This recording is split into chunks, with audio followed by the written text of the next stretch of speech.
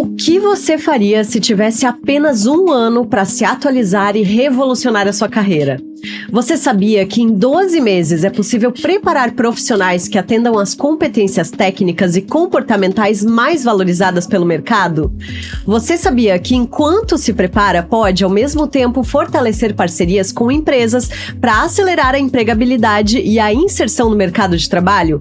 Parece muita coisa para pouco tempo? Talvez, mas com as mudanças rápidas no mercado e a demanda por qualificação acelerada, esse é um desafio cada vez mais real para universidades, empresas e profissionais.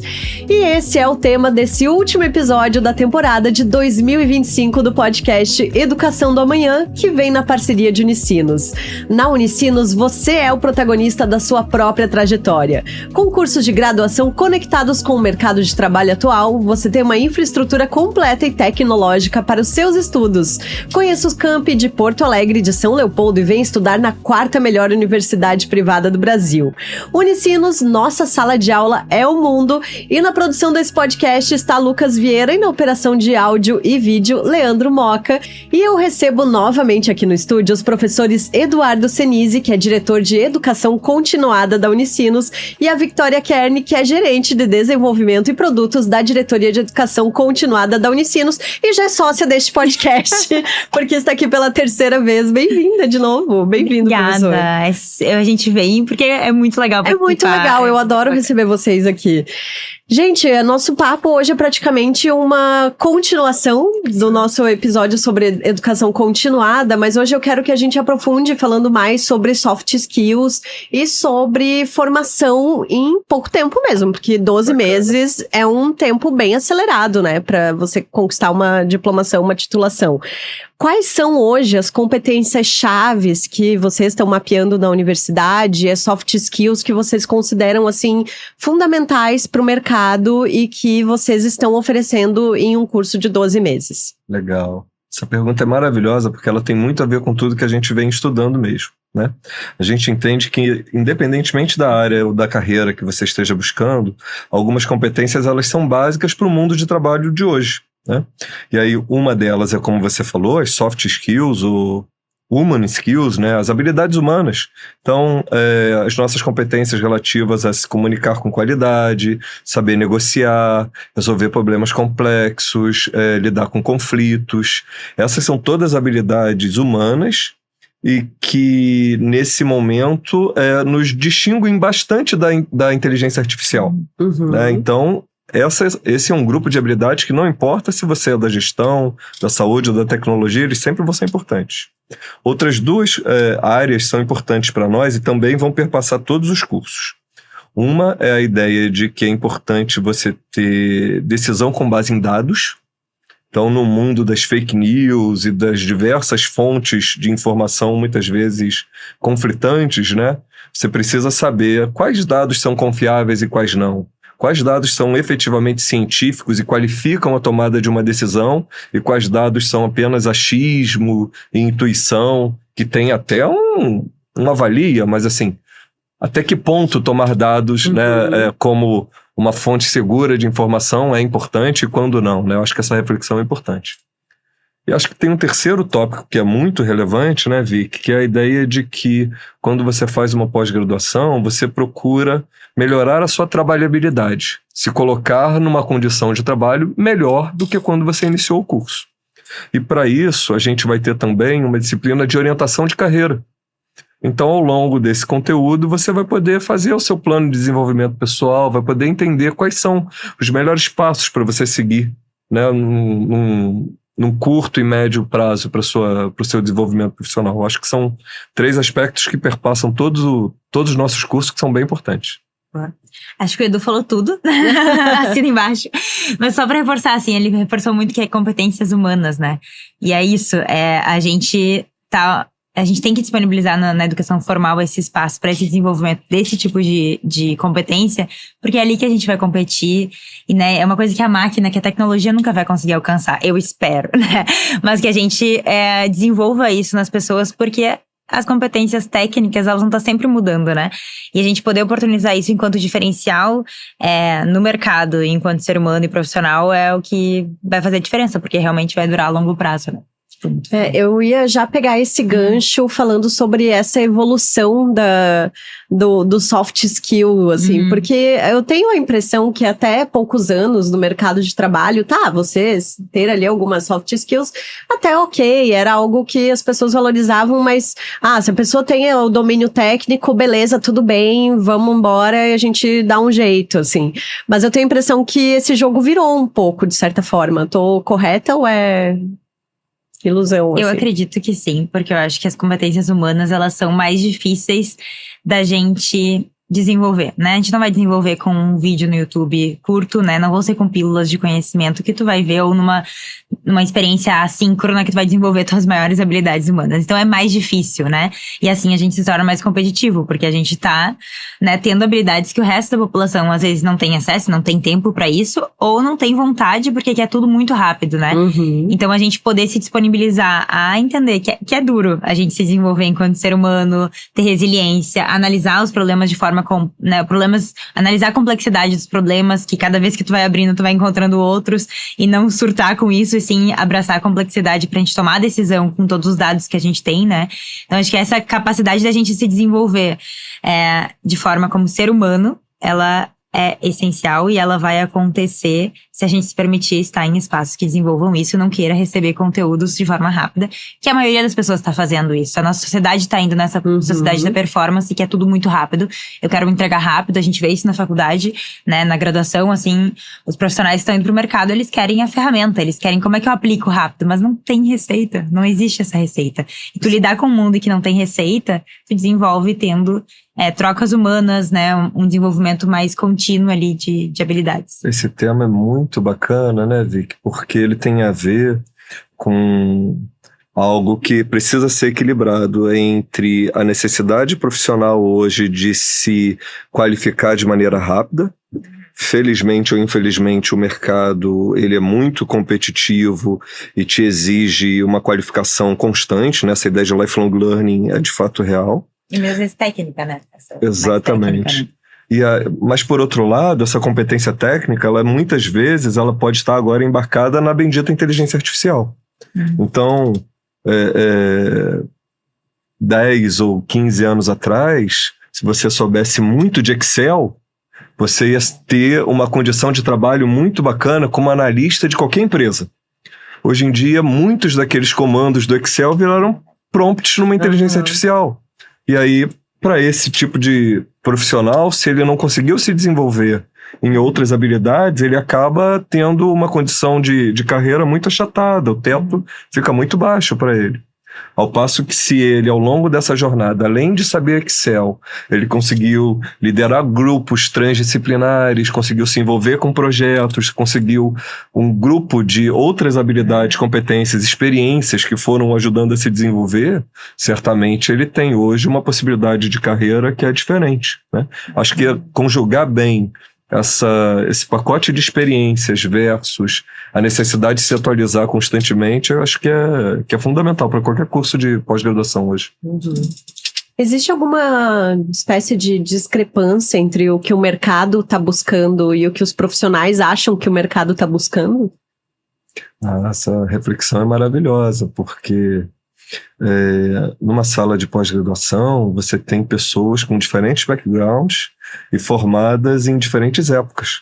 A gente acabou de ter a cerimônia de formatura lá da universidade e é lindo de ver, porque a gente tem desde jovens que praticamente emendaram a graduação na pós-graduação, até vimos casais casados com mais de 50 anos que fizeram a pós-graduação juntos, né? Então, assim, é todo tipo de história e cada um deles com um background, com uma história diferente e alguns deles, sim, precisam quebrar alguns paradigmas, né? Alguns paradigmas do passado a respeito de uma estrutura muito hierarquizada, a respeito de um pacote de saberes onde o professor é o detentor do conhecimento, ele vai simplesmente, né, me brindar com aquele conhecimento. Isso, né, realmente não tem a ver com o mundo de hoje, né? O professor muitas vezes ele é um facilitador, um orquestrador, um provocador de uma aprendizagem que muitas vezes se dá com os pares, se dá no trabalho de grupo, se dá também na aula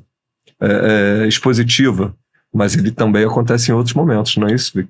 E eu acho que não tem os dados concretos disso, mas a gente vê e a gente recebe pedidos de empresa para curadoria de profissionais, porque todas as empresas que a gente convive pelo menos vêm dizer, tô precisando de gente boa, tô precisando de gente qualificada. E então, acho que um sinal de que tem realmente essa disparidade é em relação a ver a demanda do mercado por pessoas que estão afim e estão qualificadas. E eu acho ali, né, o que a gente vai sondando.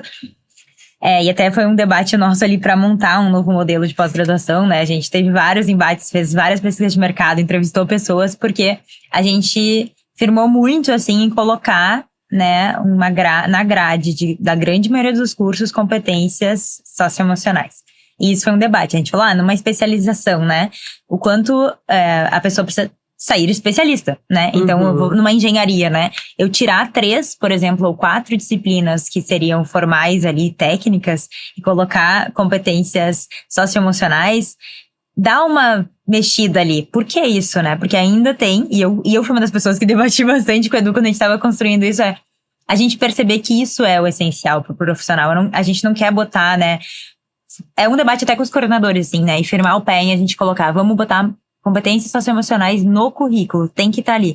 Porque tanto os profissionais quanto até a gente tem alguns paradigmas que acha que uma especialização ela tem que ser só desenvolver competência técnica para a pessoa saber aquela ferramenta, saber aquele conhecimento, né?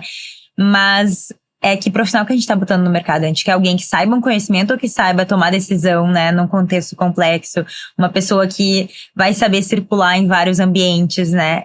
Eu tô preocupada com o profissional que eu tô botando no mundo, não com o conjunto de conhecimentos que a gente tá botando no mundo. Então, acho que essa é a mudança que até a gente, às vezes, tem um debate de pensar, não, mas soft skill tu não desenvolve aqui numa educação formal. Então, se a gente já tem, às vezes, para formar o curso e aí entender o valor disso, eu imagino que as próprias pessoas que fazem os cursos têm que fazer essa mudança de paradigma, de entender que o que o mercado tá buscando é muito mais gente com brilho no olho, com capacidade, né, de inteligência emocional, de resiliência, porque é isso que vai fazer a pessoa continuar, não é a competência técnica. Então, e o que vocês acreditam que é indispensável, assim, para esse programa de formação acelerada em 12 meses? O que é a contrapartida da universidade, o que é a contrapartida do aluno? Sim, essa combinação ela é crucial para o sucesso do curso, né? Da parte da universidade, e aí é um trabalho por onde passa a minha atuação, a atuação da Vicky, dos coordenadores de curso, a estruturação de um projeto pedagógico onde a cada aula, a cada encontro, o professor saiba exatamente qual é a intencionalidade daquele encontro. Quando eu vou para a sala de aula hoje com a minha turma, seja ela física ou seja ela digital, no final desse encontro, o que o meu aluno tem que saber?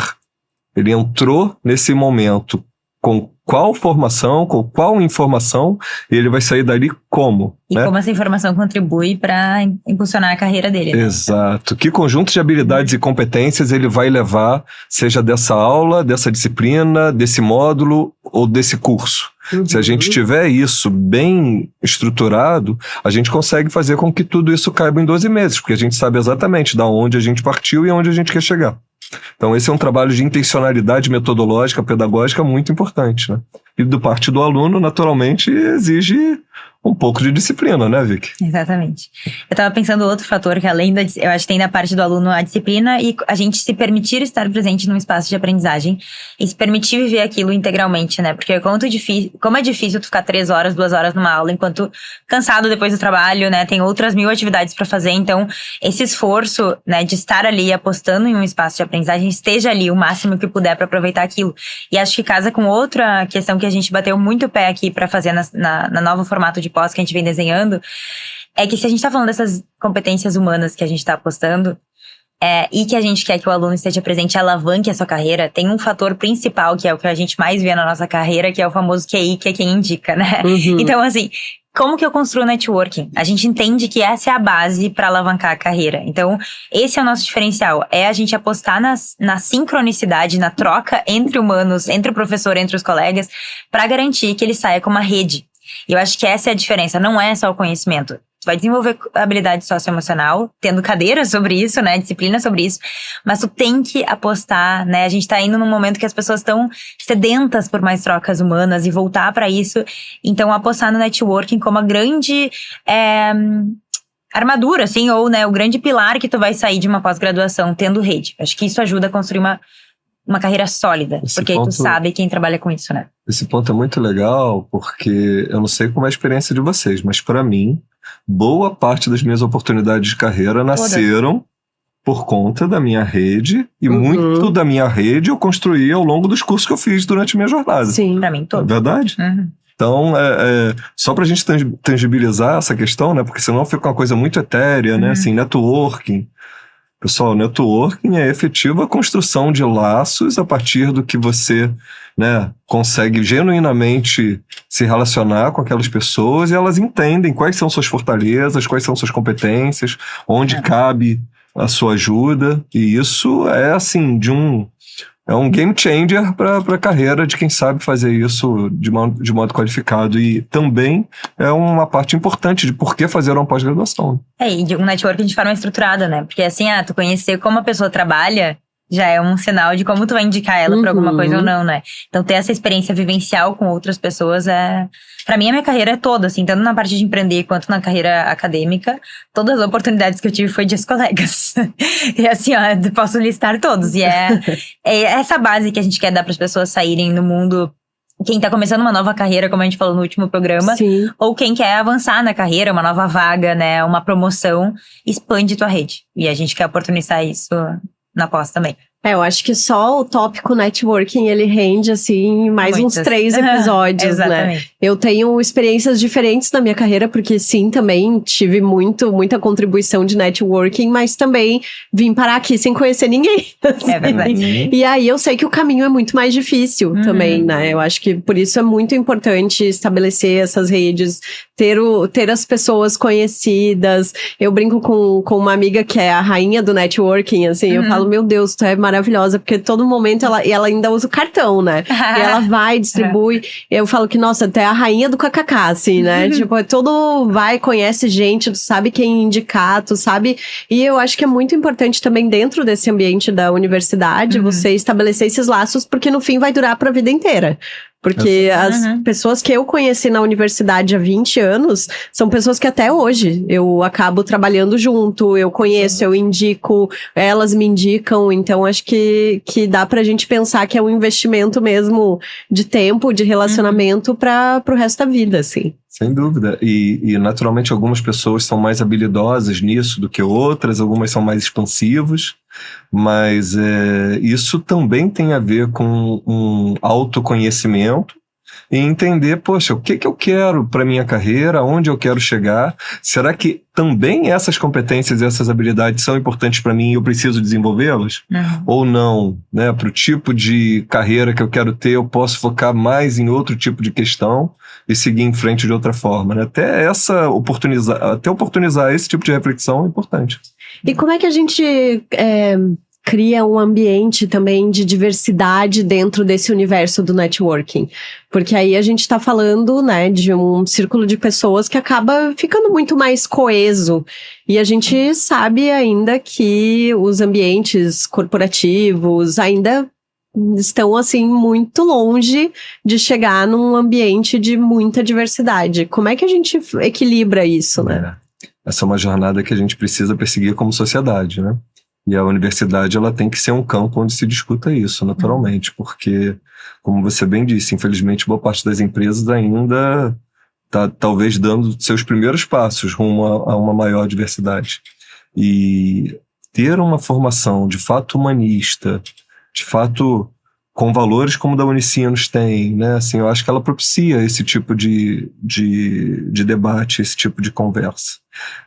Aqui a ideia é justamente a gente não simplesmente prover uma formação instrumental, porque a Vicky, né, enfim, tem literalmente uma dissertação de mestrado a respeito do tema e pode falar disso com muito mais propriedade do que eu, mas você ter pluralidade de opiniões e de personalidades ajuda a inteligência do coletivo, não é isso? Exato. E eu acho que a gente, né, não quero puxar pro nosso lado, mas a gente olhou pra isso, assim, com muito cuidado, porque, sim, a pauta da inclusão é muito, tu sabe também que é muito relevante pra mim, mas acho que uma das primeiras é a gente conseguir conviver com pessoas que vêm de, né, às vezes a gente pensa, uma pessoa muito diferente de mim. Então, por exemplo, eu trabalhei com pessoas com deficiência, a gente acha que esse é o tipo de inclusão, né? E às vezes é muito mais difícil tu conviver com alguém que tem o mesmo contexto que tu, mas que vem pensa diferente de ti. Uhum. E a gente, buscando estimular isso, quando a gente olha pra... E eu preciso disso no ambiente de trabalho, essa é uma das competências humanas que eu tenho que desenvolver. Essas disciplinas que a gente colocou nos cursos como de soft skills, né, de competências socioemocionais, elas são compartilhadas entre todos os cursos. Então, a gente vai ter turmas misturadas de áreas, pelo menos, diferentes. Então, eu boto o direito, eu boto a engenharia, eu boto o design e a moda juntos na mesma sala de aula. E aí eu vou ter, sim, já ali uma pluralidade de conhecimento, de background, que vem de áreas diferentes para conviverem, terem que trabalharem juntas, porque a gente também tá apostando na sincronicidade, né? Eu acho que isso vai ser bem legal de ver, pra gente começar a diversidade e a inclusão por já áreas de conhecimento e de pensamento, né? Todas as outras inclusões a gente tem que fazer e tem que ter com políticas públicas, eu acho, né? Mas a gente vê o quanto é difícil em sala de aula, mesmo que as pessoas venham da mesma realidade social, digamos, lidar com pensamento diferente é muito difícil. Então a gente quer estimular isso, tanto que os momentos presenciais que a gente vai ter, a ideia é que a maioria dos cursos tenha um sábado presencial para ter essa convivência. Todos os cursos vão ter no mesmo sábado. Então vai ter essa integração entre pessoas de diferentes áreas, e a gente vai estimular momentos ali de coffee break, de palestras, né, workshops, em que as pessoas vão conseguir interagir. Mas acho que uma sala de aula já repleta de pessoas de áreas diferentes é uma coisa maravilhosa de ver. E a gente fica bem feliz em oportunizar isso. E como é que faz para avaliar tudo isso depois? Como é que vocês entendem, assim? Porque eu acredito que diante de tantas mudanças, as formas de avaliação também se transformaram, né? Como é que você avalia se o aluno desenvolveu as soft skills necessárias, as competências? Como é que funciona isso no fim das contas? Perfeito. Ao longo da jornada, a gente vai ter diversos pontos de medida para diferentes métricas daquilo que a gente quer melhorar, né? Até porque esse é um ciclo de avaliação e melhoria constante, né? Então, desde a ideia do NPS, de simplesmente se aquele aluno recomenda o nosso curso para um amigo ou parente, que é um item clássico de mercado, até, por exemplo, a ideia de que a gente trabalhou na nossa última conversa relativa à trabalhabilidade. Ao final desse curso, o quanto esse conhecimento que eu adquiri aqui ajudou a mim no meu empreendedorismo, na minha busca por uma promoção, na minha atividade que eu desenvolvi. Isso a gente vai ter também esses momentos de pesquisa. Agora, em relação às habilidades humanas, em especial, a gente vai conseguir medir isso, inclusive, pela própria performance da turma, né?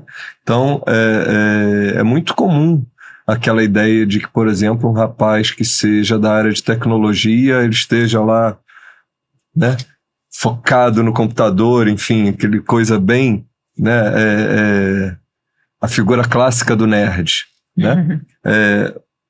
Será que ao fim dessa jornada ele vai estar da mesma forma? Ele precisa se reconhecer nisso, né? Porque isso tem a ver com a disciplina de orientação de carreira. Então, assim, é preciso que ele também se permita a ele se autoavaliar ao longo dessa jornada. Concordo, mas eu acho que para nós a maior métrica de sucesso é a gente ver as pessoas realmente impulsionando a carreira, né? Tendo saltos na carreira conforme o que faz sentido para elas, né?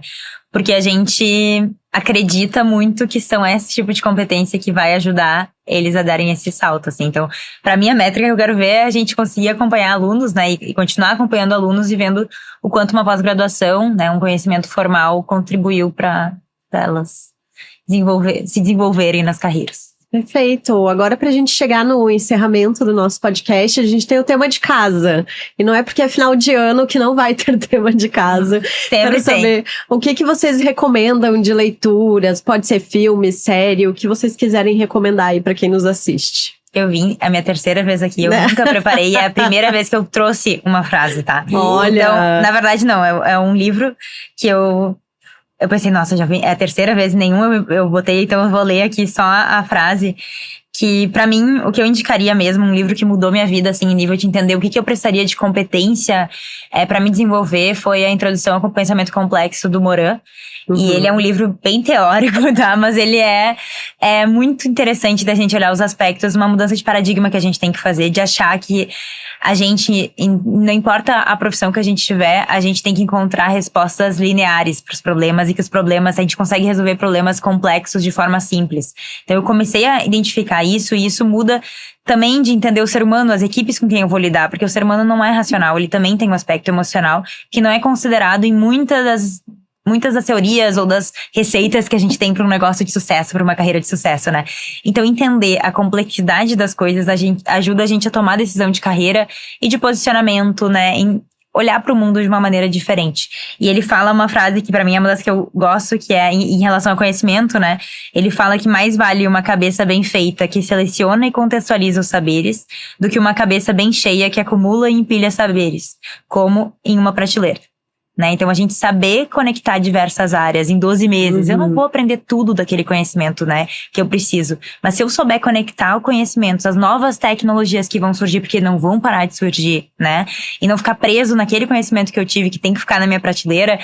Essa flexibilidade eu acho que a gente mais precisa desenvolver, e que em 12 meses eu consigo, se eu conseguir mudar a minha maneira de operar e de olhar para o mundo. Então, esse livrinho, assim, ele é bem pequenininho, mas ele muda a forma que a gente olha para o mundo e para o nosso desenvolvimento, assim, enquanto sociedade e enquanto mercado também. Incrível, vou anotar já para mim também. Legal demais. É porque ser sábio é diferente de ter muito conhecimento, né? Exatamente. Então, ser sábio tem a ver com saber aplicar aquilo, isso é um aspecto muito importante.